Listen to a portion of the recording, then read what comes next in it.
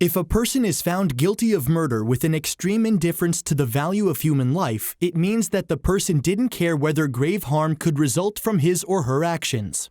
But how does a court determine whether a person had an extreme indifference to human life? In State v. Burley, we'll see if determining whether a person acted with an extreme indifference to human life is a question for the judge or the jury.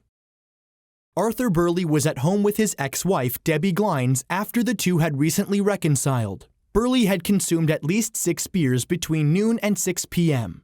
At about 6:30 p.m., Burley called 911 and informed the operator that his wife had been shot in the head. Glines later died from her injuries. Burley presented multiple stories regarding the details of what occurred leading up to Glines' death.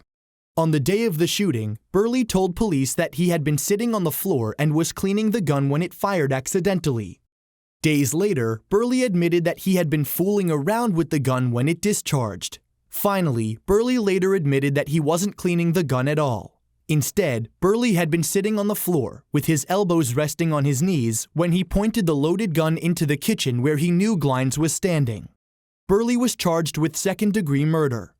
At his trial, a firearms expert testified that the type of gun that Burley used could only be fired if the safety on the back of the handle and the trigger were squeezed at the same time.